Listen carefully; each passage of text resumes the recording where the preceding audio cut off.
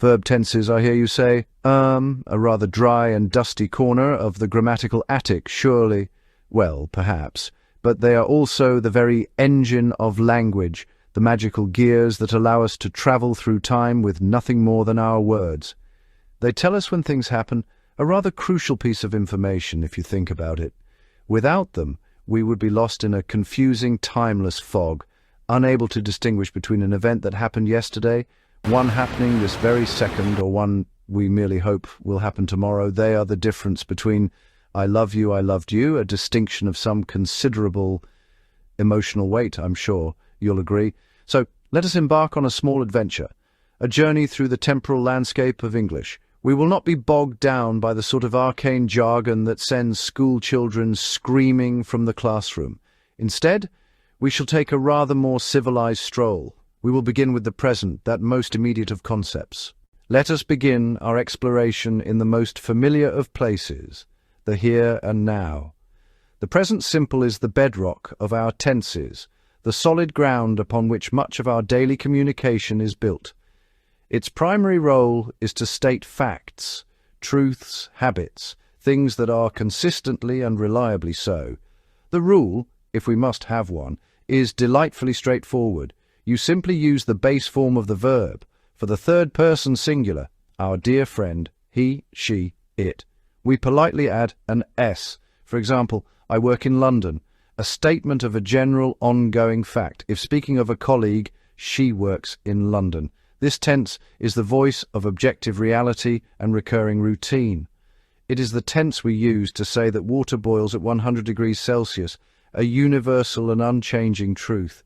It is also the tense for describing the rhythm of our lives. He plays tennis every Saturday. It is for things that are true now, were true yesterday, will likely be true tomorrow.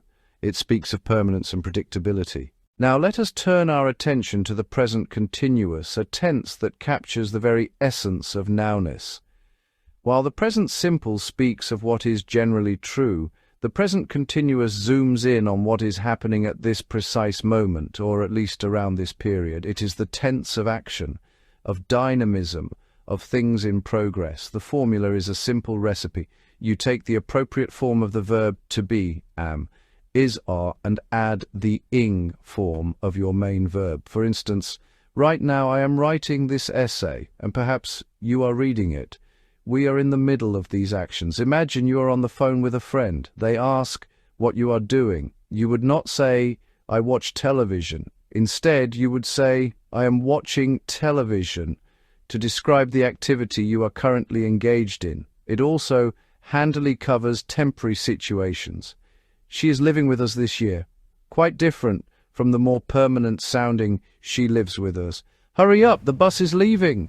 The bus leaves. The first implies now, the second sounds like a timetable. The present perfect. This is often where learners begin to feel a slight sense of unease. But fear not. It is a wonderfully elegant and logical tense once you grasp its core purpose, to connect the past with the present.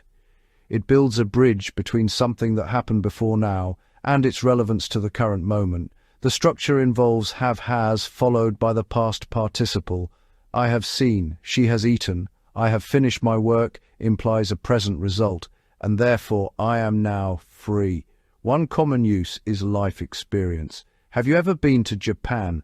The time frame is life up to now. The specific date is unimportant. What matters is the experience now. Another use, recent actions with present results. Someone has knocked over the vase. I have lost my keys is a present problem, and therefore I cannot get into my house now. This is why the present perfect often feels so different from the past simple. I lost my keys yesterday simply recounts a finished past event. Past simple talks about actions completely finished with a specific past time. We add jed to regular verbs and learn irregulars. Ate, went. The writing is finished and last night is over. I lived in Paris for 2 years. Past simple implies you no longer live there. I have lived in Paris for 2 years implies you still do. The past simple puts a firm end to the action and shelves it in the past. Think of it as a series of snapshots. We watched a film. They ate a large pizza. He bought a new car. They are simply historical facts, answering what happened. Clean, efficient, detached from the present. Perfect for telling a story from beginning to end. Now we venture into slightly more complex territory with the past perfect. Its purpose is simple, to show that one past action happened before another past action. It is the past of the past.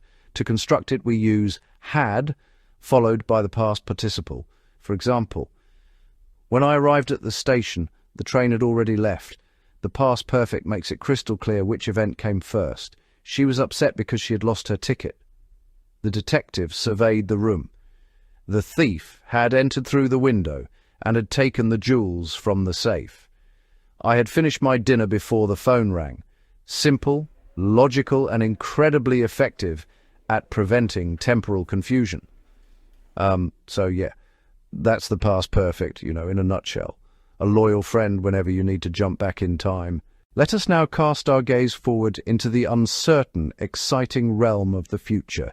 English offers several ways to talk about what's to come, the two most common being will and going to. Will is for spontaneity and certainty. If the phone rings, I will get it. Promises, I will always love you. Offers, I will help you. Predictions, I think it will rain.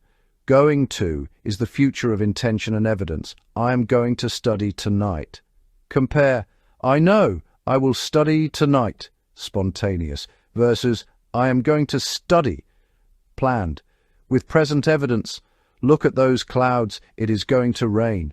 Future, continuous. Will be plus ing. This time tomorrow, I will be flying to New York. Will you be using the car this evening? Future perfect. Will have plus past participle. By the time you arrive, I will have cooked dinner. By next December, I will have finished my degree. Deadlines and accomplishments. So that covers the main ways we talk about what's to come. Having journeyed through present, past, and future, let us take a bird's eye view.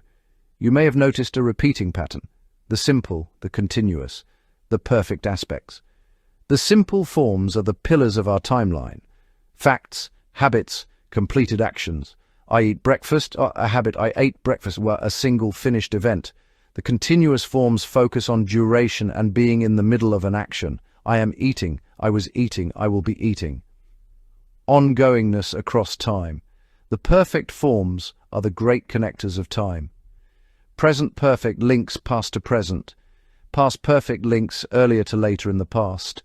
Future perfect links completion to a future point. We have travelled from routines of the present to memories of the past and promises of the future.